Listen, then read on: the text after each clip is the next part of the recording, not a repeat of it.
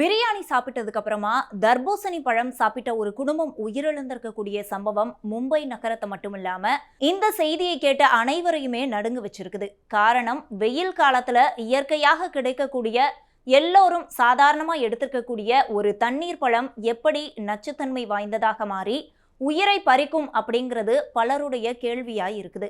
முதல்ல சம்பவம் நடந்தது எப்படி, எதனால இந்த உயிரிழப்புகள் ஏற்பட்டது, தண்ணீர் பழம் விஷமாக மாறாமல் இருக்க என்ன செய்யணும் செய்யக்கூடாது அப்படிங்கிற மாதிரியான விஷயங்களை விரிவா பார்க்கலாம். மும்பையில செல்போன் உதிரி பாகங்கள் கடை வைத்திருக்கக்கூடியவர் தான் அப்துல்லா அப்துல் காதர். இவருடைய மனைவி நஸ்ரின், இவங்களுக்கு 35 வயதாகுது. இந்த தம்பதிக்கு ஆயிஷான்னு 16 வயசுல ஒரு பெண் குழந்தையும், ஜைனப் அப்படின்னு 13 வயசுல ஒரு குழந்தையும் இருந்திருக்கிறாங்க. இந்த குடும்பம் அவங்களுடைய சொந்த பந்தம்னு ஒரு 5 குடும்பங்களோட சேர்ந்து கடந்த சனிக்கிழமை இரவு பிரியாணி சாப்பிட்டுருக்கிறாங்க. அப்படியே 4 பேருமா சேர்ந்து வீட்டுக்கு வந்ததுக்கு அப்புறமா நள்ளிரவு 1 மணி அளவுல தண்ணீர் பழம் சாப்பிட்டுருக்கிறாங்க. அதாவது காலையில ஒரு 5 மணி அளவுல இருந்தே இவங்களுக்கு உடல்நல குறைவுகள் ஏற்பட ஆரம்பிச்சிருக்குது.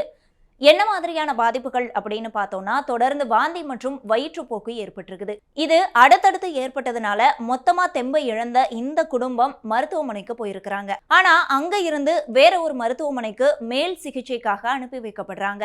ஆனா காலையில ஒரு 10:15க்கு முதல்ல ஜைனப், அதாவது கடைசி குழந்தை இறந்து போகுது. அதை தொடர்ந்து முதல் குழந்தையும் அவங்களுடைய அம்மாவும், கடைசியா சரியா ஒரு 10:30 மணிக்கு அப்துல்லாவும் இறந்து போயிடுறாங்க. பிரியாணி சாப்பிட்ட 12 மணி நேரத்துக்குள்ளாக ஒரு குடும்பமே இறந்து போன சம்பவம் போலீஸ் விசாரணையை விரைவுபடுத்துச்சு.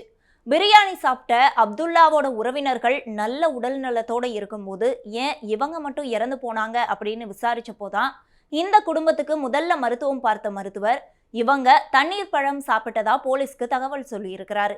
அதன் அடிப்படையில அவங்களுடைய வீட்டுல போய் சோதனை பண்ணப்போ மீதம் இருந்த தண்ணீர் பழத்தை ஆய்வுக்காக எடுத்துட்டு போறாங்க.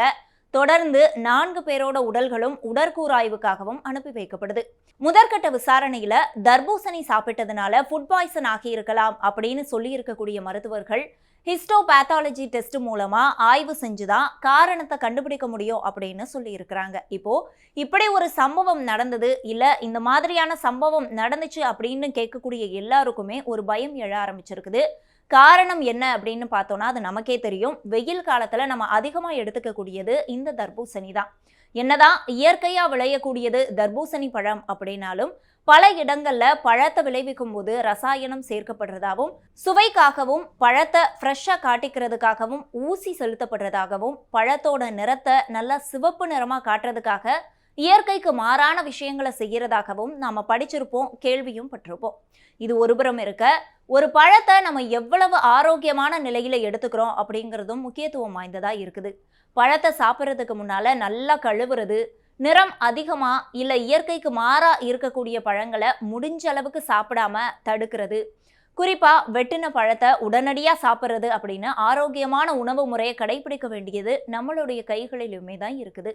இதுல முக்கியமான விஷயம் என்னன்னா, தர்பூசணி 90% தண்ணீர் நிரம்பி இருக்கக்கூடிய பழம். பழத்தை வெட்டி அப்படியே வெளியில வைக்கும் போது சால்மனல்லா, லிஸ்டேரியா மாதிரியான பழத்தை விஷமா மாற்றக்கூடிய கிருமிகள் உருவாகி வேகமா பரவும் அப்படிங்கிறத நாம கவனத்துல வச்சுக்கணும் அப்படின்னு சொல்றாங்க. இது தவிர பழத்துல எரித்ரோசின் மாதிரியான ரெட் டை, அதாவது சிவப்பு மை அல்லது இனிப்புக்காக சாச்சுரைன் போன்ற ரசாயனங்கள் ஊசி மூலமா செலுத்தப்படும் அப்படின்னும் சொல்லப்படுது. இது தவிர பழத்தை வெட்டக்கூடிய கத்தியில ஏதாவது பாக்டீரியா இல்ல நம்மளுடைய கைகள் சுத்தமா இல்லை அப்படின்னாலும் கூட பாதிப்புகள் ஏற்படலாம் அப்படின்னும் சொல்லப்படுது.